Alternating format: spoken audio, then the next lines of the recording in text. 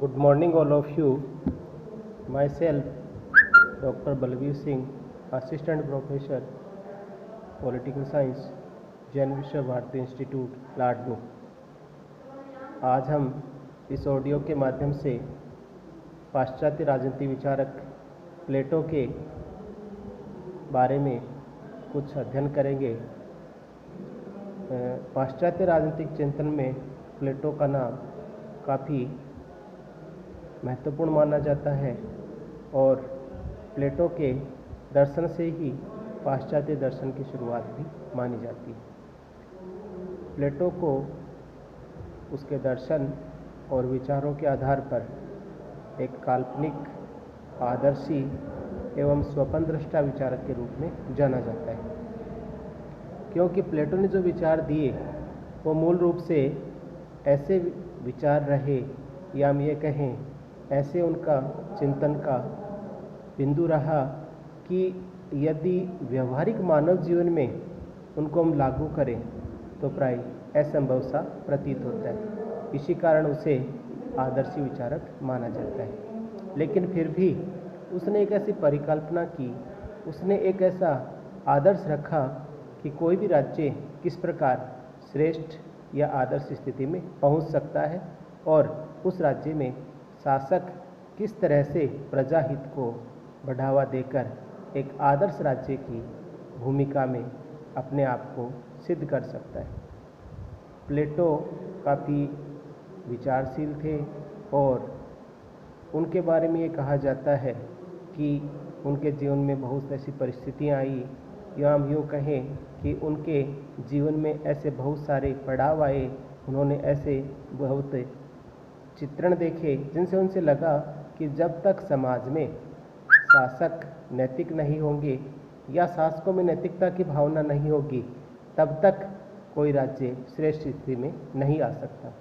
इसके लिए उन्होंने अनेक सिद्धांत प्रतिपादित किए और उन सिद्धांतों के माध्यम से एक आदर्श राज्य की रूपरेखा प्रस्तुत की, जिनमें मूल रूप से हम उनका न्याय सिद्धांत, उनका शिक्षा सिद्धांत, उनका आदर्श राज्य का सिद्धांत, उनका उपादर्श राज्य का सिद्धांत और साम्यवाद का सिद्धांत का नाम ले सकते हैं। इन सिद्धांतों में उन्होंने बतलाने का प्रयास किया कि समाज और व्यक्ति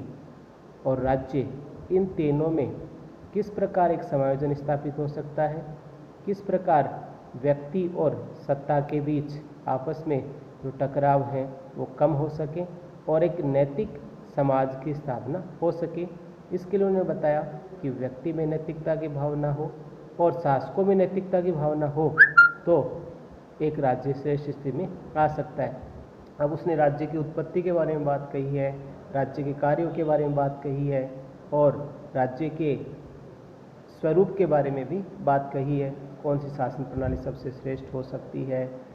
एक राज्य की उत्पत्ति कैसे हुई है, या राज्य के क्या क्या मौलिक दायित्व हैं, इन बातों का विवेचन किया है। तो उनका जो चिंतन रहा है वो अन्य विचारकों के लिए भी प्रेरणा स्रोत रहा है और कुछ विचारकों द्वारा उनके चिंतन की आलोचना भी की गई है। विशेष रूप से ये कहा जाता है कि उनके शिष्य अरस्तु ने उनके विचारों की आलोचनाएं की और उनके विचारों में कुछ संशोधन किया, नए रूप में उनको प्रस्तुत करने का प्रयास किया। इसी कारण उसके शिष्य के बारे में प्लेटो ने अपने शिष्य के बारे में ये भी कहा कि अरस्तु मेरे चिंतन से, मेरे दृष्टिकोण से असहमत है और उसकी स्थिति उस गधे के बच्चे के समान है जो कि अपनी माँ का दूध पीकर बड़ा होता है और उसी को लात मार देता है। इस प्रकार हालांकि ये एक वक्तव्य है, लेकिन फिर भी अरस्तु का दृष्टिकोण कतई ये नहीं था कि अपने इस गुरु की आलोचना करें। उन्होंने अपने गुरु के विचारों में रही कमियों को सही रूप में प्रस्तुत करने के लिए एक यथार्थवादी चिंतन प्रस्तुत किया और नए रूप में उसकी रूपरेखा प्रस्तुत की। आज हम प्लेटो के सामान्य दृष्टिकोण के पश्चात उनके एक सिद्धांत के बारे में बात करते हैं कि समाज में न्याय की स्थापना कैसे हो सकती है, समाज में न्याय के क्या आधार हो सकते हैं, इसके बारे में उन्होंने अपना चिंतन प्रस्तुत किया। सामान्य अर्थों में जो हम न्याय का अर्थ लगाते हैं और आज के संदर्भ में न्याय की जो परिभाषा दी जाती है वह प्लेटो की न्याय की अवधारणा से बिल्कुल हटकर है, क्योंकि आज के युग में हम न्याय का अर्थ समाज में कानून व्यवस्था से लेते हैं और समाज में अपराधों की रोकथाम से लेते हैं, और न्याय का अर्थ होता है कि सबको संसाधनों का समुचित सही वितरण हो। लेकिन प्लेटो की न्याय का अर्थ अलग था। उसने कहा कि समाज में रहने वाले वर्ग, हालांकि प्लेटो ने मानना है कि राज्य के 3 वर्ग होते हैं, उसी आधार पर समाज में 3 वर्ग होते हैं, उत्पादक वर्ग, शासक वर्ग और सैनिक वर्ग। इन तीनों वर्गों में समायोजन होना जरूरी है, और जब तक एक दूसरे का विरोध करेंगे, जब तक एक दूसरे के मामले में हस्तक्षेप करेंगे, तब तक समाज में न्याय की व्याप्ति नहीं हो सकती। तो उन्होंने कहा कि समाज में तीनों वर्ग